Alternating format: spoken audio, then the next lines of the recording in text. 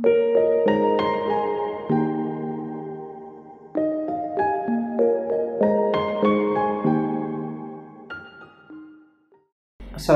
warahmatullahi wabarakatuh. Masih ada sebagian umat Islam yang ingin untuk salat berjamaah di masjid di tengah kondisi kita terpapar pandemi corona, khususnya di DKI Jakarta dan Jabodetabek ini. Bahkan saat ini sudah ke Jawa Tengah dan Jawa Timur. Sebagian mereka bahkan ngotot untuk tetap salat berjamaah di masjid. Sebagian kecil bahkan mempropagandakan untuk kita tetap sholat berjamaah di masjid sebagai solusi justru dengan mendekatkan diri kepada Allah agar kita dijauhkan dari virus corona. Dan problem ini bahkan bukan hanya problem umat Islam. Umat-umat agama lain masih ada oknum-oknumnya yang melakukan propaganda dan sikap ngotot untuk melakukan peribadatan secara berjamaah di rumah-rumah ibadah mereka atau menyelenggarakan acara-acara keagamaan yang sifatnya berjamaah atau massal di berbagai tempat. Maka penting bagi kita untuk melakukan renungan tentang apa yang menjadi kehendak kita itu. Karena itu video ini meskipun secara khusus untuk sebagai renungan kepada umat Islam, tapi secara umum berupaya mengirimkan renungan-renungan universal yang bisa menjadi bahan renungan bagi seluruh umat beragama. Dalam konteks Islam, secara hukum legal sudah jelas ada fatwa dari Al-Azhar Mesir, ada fatwa dari Majelis Ulama Indonesia yang memperbolehkan kita untuk tidak sholat berjamaah di masjid, termasuk sholat Jumat dengan mengganti berupa sholat duhur di rumah.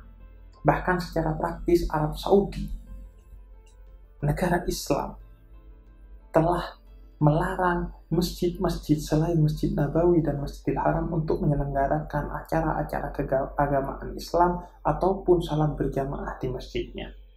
Ini semua dilakukan untuk mengantisipasi penyebaran virus corona.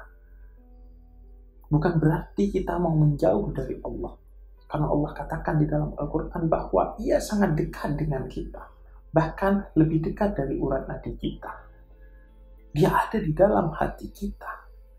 Bahkan kata Rumi, sejatinya Allah bukan ada di tempat ibadah, tapi ada di hati kita. Sejauh mana kita bisa menghadirkan Ia di dalam hati kita? Kita ke masjid hanyalah perantara bagi kita untuk menghadirkan Allah ke hati kita. Kita beribadah adalah upaya bagi kita untuk menghadirkan Allah ke hati kita. Oleh karena itu justru Allah ada di hati kita. Sehingga Nabi katakan, masjid bukanlah bangunan berbentuk ubah dan lain sebagainya itu. Tapi semua bumi Allah adalah masjid. Di mana engkau bersujud, disitulah menjadi masjid. Anda bersujud di rumah, masjid berarti ada di rumah Anda. Anda bersujud dimanapun, maka tempat itu menjadi masjid bagi kita. Karena itu, penting bagi kita untuk merenungkan bahwa virus corona ini yang saat ini telah menjadi pandemi, yakni bencana luar biasa yang sifatnya internasional yang sampai saat ini belum ditemukan vaksin obatnya, dan bahkan sehari sebelum video ini dibuat, 450 orang lebih mati di Italia dalam sehari karena virus ini. Virus ini tidak bisa dilawan kecuali yang utama adalah dengan kita meminimalisir kontak dengan orang lain. Karena apa? Karena utamanya yang paling bahaya dari virus ini, penyebaran yang sangat cepat hanya melalui kontak fisik antara kita dengan orang yang mengalami infeksi virus corona ini. Sekedar kontak maka kita akan tertular. Karena itu kita diupayakan untuk tidak keluar rumah, tidak kontak dengan siapapun di luar rumah kalau memang bukan darurat. Kalau darurat, sebaiknya kita melakukan social distancing, artinya berjarak 1 meter lebih kalau bisa ketika berkontak dengan orang lain. Tidak perlu salaman secara fisik, Karena pada dasarnya salaman atau silaturahmi itu dengan hati, bersambungnya hati. Kemudian menggunakan masker, kemudian cuci tangan dan lain sebagainya yang telah banyak disampaikan di media sosial ataupun di YouTube. Kalau tidak darurat, di rumah saja. Karena rumahmu bisa menjadi masjidmu, bisa menjadi tempat utama bagimu. Karena Allah katakan dalam Al-Quran, Qu anfusakum wa ahlikum nar. Yang paling utama, tugasmu adalah menjaga dirimu dan keluargamu dari api neraka.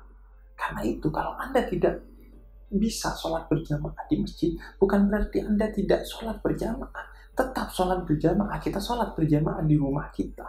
Dan bisa jadi itu sangat bernilai utama karena menjaga keluarga kita dengan mendidik keluarga kita secara praktis untuk sholat berjamaah dan secara teoritis untuk menyampaikan nilai-nilai kebaikan kepada mereka. Itu adalah tugas utama kita di dalam Al-Quran, yakni menjaga mereka, keluarga kita dan diri kita dari api neraka. Orang Indonesia rata-rata secara aktif selain tidur hanya menghabiskan waktu tidak sampai 1 jam di rumahnya bersama keluarganya. Oleh karena itu, tampaknya ini bisa jadi salah satu hikmah dari wabah yang menyerang kita ini, yaitu kita memberikan waktu justru lebih banyak kepada keluarga kita untuk memastikan mereka terdidik agar terjauhkan dari api neraka, mereka dan diri kita sendiri.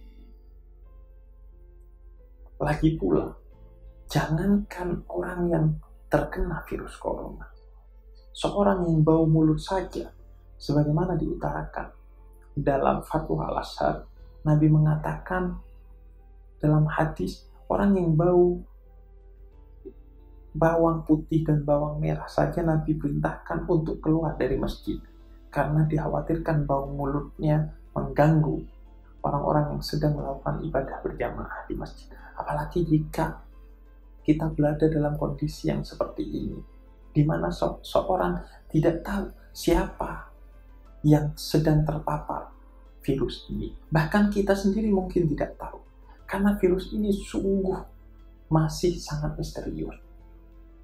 Bukan lagi orang yang merasakan gejala-gejala seperti flu, pusing, sakit tenggorokan, bahkan orang yang tidak merasakan gejala apapun seperti sehat, dia bisa jadi sudah terinfeksi. Karena itu bukan hanya orang yang sakit yang merasakan gejala-gejala. Orang yang tidak merasakan gejala-gejalanya sebaiknya memang mengurung diri di rumah dan memilih beribadah secara berjamaah di rumah bersama keluarganya. Termasuk Anda yang khawatir kalau melakukan ibadah berjamaah di masjid menyebabkan Anda khawatir terkena virus corona ini, maka Anda di rumah saja. Dan itu berarti kita membantu untuk menangkal virus ini, karena utamanya virus ini bisa ditangkal dengan meminimalisir orang yang terinfeksi melalui meminimalisir kita kontak dengan pihak luar dan fokus untuk berada di rumah dalam jangka waktu sementara. Apalagi kalau kita sudah berniat tulus untuk salat berjamaah di masjid, Nabi katakan ibadah itu tergantung pada niatnya, dan niatnya seorang mukmin lebih mulia dari amalnya. Jika kita sudah berniat baik, kata Nabi, walaupun kita tidak melaksanakannya karena berbagai hal yang berada di luar kemampuan kita seperti saat ini, maka sudah dihitung telah melaksanakannya oleh Allah Subhanahu wa Ta'ala sebagaimana ditegaskan oleh Nabi dalam hadisnya. Karena itu, justru kalau Anda kemudian sudah berniat untuk sholat berjamaah, tapi karena kondisinya tidak memungkinkan, Allah nilai sudah melakukannya. Bahkan itu bisa dijadikan sebagai sebuah strategi untuk kita bernazar. Misalnya sekarang di waktu duhur, kita bernazar bahwa nanti di waktu asar, kita akan sholat berjamaah. Kita yakinkan diri kita bahwa di waktu asar, bencana ini akan selesai. Kita jadikan ini nazar. Kalau nanti asar, masalah ini sudah selesai, saya akan sholat berjamaah di masjid. Justru ini bisa menjadi nazar yang akan insya Allah mengetuk pintu langit untuk kemudian Allah angkat semua wabah pandemi corona ini dari masyarakat Indonesia khususnya dan secara umum masyarakat dunia. Dan sejak awal Allah tegaskan di dalam Al-Quran, misalnya dalam surat Taha ayat kedua, bahwa Al-Quran ini, wahai Nabi, tidak diturunkan dengan segala ajarannya untuk memberatkan engkau dan umatmu. Islam tidak hadir untuk memberatkan kita. Jika memang ada kondisi berat, darurat apalagi yang menyebabkan kita harus kemudian menjauhkan diri dari masjid, maka Allah mengerti kondisi itu. Begitu juga Nabi katakan dalam hadisnya bahwa agama ini adalah mudah dan dia selalu ingin mempermudah, bukan mempersulit. Nabi katakan jelas bahwa agama ini mudah dan hendak mempermudah kita, bukan mempersulit. Sehingga orang yang tidak bisa salat dalam keadaan berdiri, dipersilahkan untuk salat dalam keadaan duduk. Nggak bisa salat dalam keadaan duduk, silahkan berbaring. Orang yang tidak bisa berpuasa karena sakit, silahkan mengganti puasanya di waktu lain. Orang yang tidak bisa berpuasa karena sedang perjalanan, maka silahkan berpuasa di waktu lain. Agama ini mempermudah, tidak hendak mempersulit kita. Justru seringkali ego kita dalam beragama yang membuat kita sulit. Padahal, bayangkan kalau kita ngotot untuk salat berjamaah dan akhirnya kita menjadi penyebaran virus corona kepada orang lain. Na'udzubillah, apalagi jika sampai mereka wafat. Maka Allah katakan, siapa yang menyebabkan satu orang wafat tanpa alasan yang jelas, maka dia seperti membunuh manusia seluruh alam semesta. Na'udzubillah min dzalik. Jangan sampai kita terjebak dalam hal yang seperti itu. Justru hari ini, kita sebagai umat Islam, mari menjadi bagian dari bangsa ini dan masyarakat di dunia untuk menyelesaikan masalah pandemi corona ini.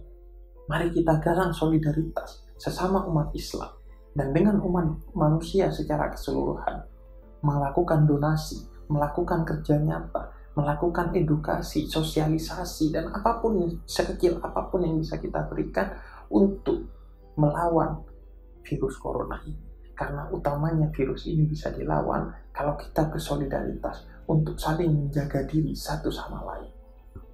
Dan yang terakhir, mungkin salah satu hikmahnya adalah selama ini kita diajarkan oleh Allah Subhanahu wa Ta'ala bahwa Allah tidak bertempat. Ia bukan bertempat di masjid. Ia bukan berada di Ka'bah. Dia menempati segala ruang dan segala waktu. Dia ada di mana-mana. Sehingga dimanapun Anda ingin bertemu dengan Allah, Anda ingin bermesraan dengan Allah, Anda ingin bersujud kepada Allah, maka Allah berada di sana. Selama ini mungkin kita terlalu ego, menganggap seolah-olah beribadah, menemui Allah harus di masjid, harus di Ka'bah. Ini adalah hikmah bahwa tidak begitu. Begitu juga mungkin selama ini kita berpikir bahwa beribadah berarti sholat berjamaah. Beribadah berarti melakukan ritual-ritual Islam. Ini juga sebagai pelajaran bahwa beribadah tidak hanya menjalankan sholat atau ritual-ritual Islam, haji, dan lain sebagainya. Tapi beribadah juga berarti membangun solidaritas kemanusiaan untuk membantu orang lain. Karena kata Nabi, khairun nas anfa'uhum linnas, sebaik-baiknya manusia adalah yang bermanfaat bagi manusia lain. Sehingga jika sekarang saya ditanya bahwa jika masjid-masjid sudah ditutup, lalu di manakah kita akan beribadah dan menemui Allah Subhanahu wa Ta'ala? Saya katakan bahwa tempat di mana kita bisa beribadah hari ini adalah di rumah sakit, di mana Allah bersemayam di hati para tenaga medis yang merelakan dirinya bahkan untuk menyelamatkan orang lain yang mungkin dia tidak pernah kenal sebelumnya. Assalamualaikum warahmatullahi taala wabarakatuh.